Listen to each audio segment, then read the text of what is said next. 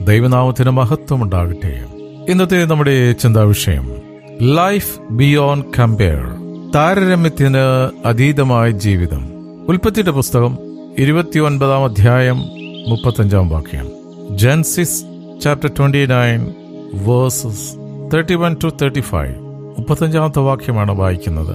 She conceived again, and when she gave birth to a son, she said, "This time I will praise the Lord." അവൾ പിന്നെയും ഗർഭം ധരിച്ച് ഒരു മകനെ പ്രസവിച്ചു. ഇപ്പോൾ ഞാൻ യഹോവയെ സ്തുതിക്കും എന്നവൾ പറഞ്ഞു. ആമേൻ. ഞങ്ങളുടെ പാറയും വീണ്ടെടുപ്പുകാരനുമായ കർത്താവേ, ഞങ്ങളുടെ അധരത്തിലെ ഓരോ വാക്കുകളും ഹൃദയത്തിലെ ധ്യാനവും തിരുസന്നിധിയിൽ പ്രസാദകരമായിരിക്കുവാൻ പരിശുദ്ധാത്മാവ് ദൈവമേ ഞങ്ങളെ സഹായിക്കണം. അവിടുന്ന് അങ്ങനെ ചെയ്യുന്നതിനായി നന്ദി, അനുഗ്രഹിച്ചതിനായി സ്തോത്രം. യേശുവിൻ നാമത്തിൽ തന്നെ. ലൈഫ് ബിയോണ്ട് കമ്പയർ, താരതമ്യത്തിന് അതീതമായ ജീവിതം. നാം ആയിരിക്കുന്ന ഈ ഡിജിറ്റൽ യുഗം എന്തിനുവേദനും മീഡിയയെ ആശ്രയിച്ച് ജീവിക്കുന്ന ഒരു തലമുറയാണ് നമുക്കുള്ളത്. മീഡിയയിൽ നിന്ന് അംഗീകാരം കിട്ടുവാൻ വേണ്ടി ഇപ്പോഴത്തെ തലമുറകൾ എന്തെല്ലാം കാര്യങ്ങളാണ് പബ്ലിക്കായിട്ട് ഫേസ്ബുക്കിലൂടെയും അതേപോലുള്ള മറ്റ് മാധ്യമങ്ങളിലൂടെയും കാണിച്ചുകൊണ്ടിരിക്കുന്നത്. എല്ലാവരുടെയും മെയിൻ ഫോക്കസ് എന്ന് പറയുന്നത് ഒരു ലൈക്കടി കിട്ടണം, ഒരു അംഗീകാരം കിട്ടണം എന്നുള്ളതാണ്.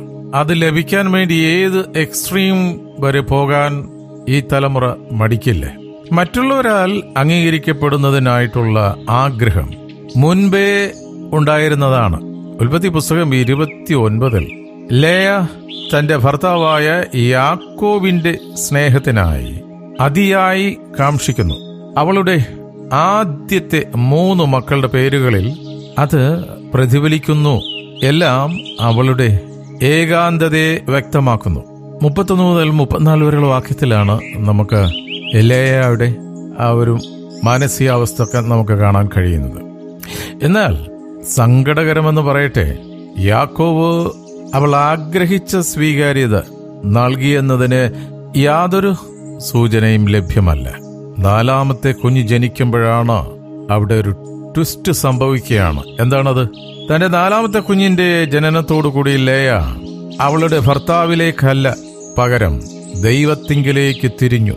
4ാമത്തെ പുത്രന് സ്തുതി എന്ന അർത്ഥമുള്ള യഹൂദ എന്ന് പേരിട്ടു. വാക്യം 35.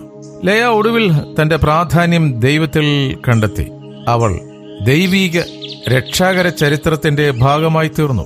ദാവീദിന്റെയും പിൽക്കാലത്ത് യേശുവിന്റെയും പൂർവീകനാണ് യഹൂദ.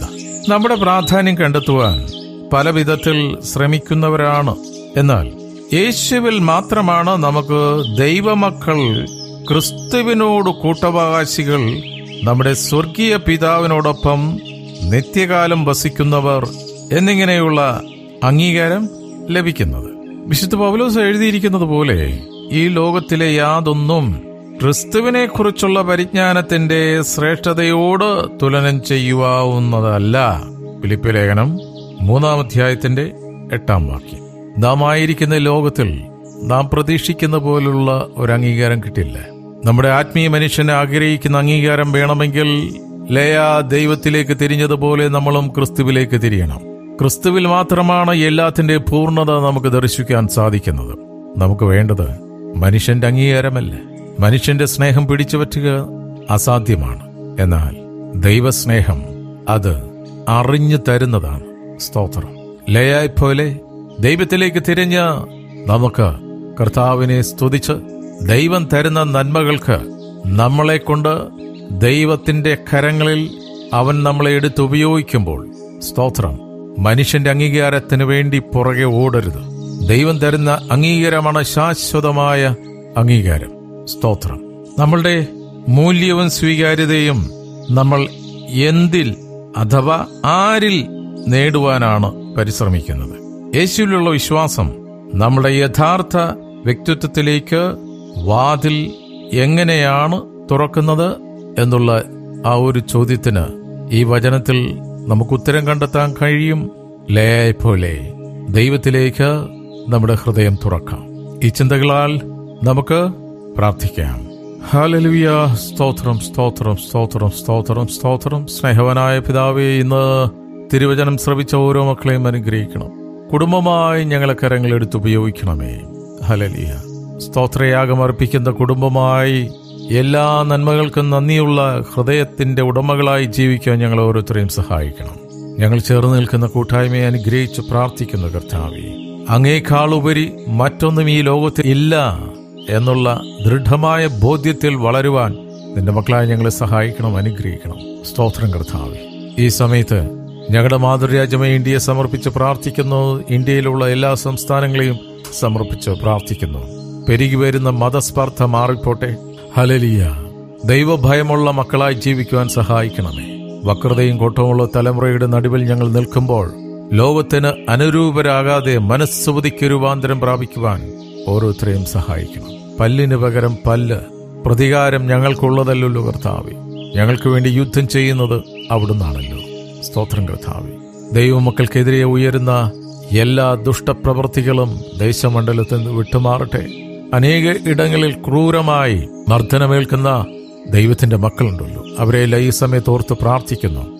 ഞങ്ങൾ അവരിൽ നിന്നും വളരെ വിദൂരത്താണെങ്കിലും ആത്മാവിൽ ഒരുമിച്ച് കർത്താവേ, ഞങ്ങൾ ഒരുമനപ്പെട്ടുകൊണ്ട് നിന്റെ നാമത്തെ പ്രതി പീഡനങ്ങളെ അനുഭവിക്കുന്ന മക്കളെ ഓർത്ത് പ്രാർത്ഥിക്കുന്നു. അവിടുന്ന് അവരെ ശക്തീകരിക്കണമേ, ബലപ്പെടുത്തണമേ. ഞങ്ങൾക്ക് തന്നിരിക്കുന്ന കുടുംബങ്ങൾക്കായി സ്തോത്രം, തന്നിരിക്കുന്ന നന്മകൾക്കായി നന്ദി പറയുന്നു. തന്നിരിക്കുന്ന തലമുറകളെ അനുഗ്രഹിച്ച് പ്രാർത്ഥിക്കുന്നു. ദൈവമേ, സ്തോത്രയാഗം അർപ്പിക്കുന്ന തലമുറകളായി മക്കൾ മാറട്ടെ. സ്തോത്രം, നന്ദിയുള്ള ഹൃദയത്തോടെ അവർ വളരട്ടെ, ജീവിക്കട്ടെ.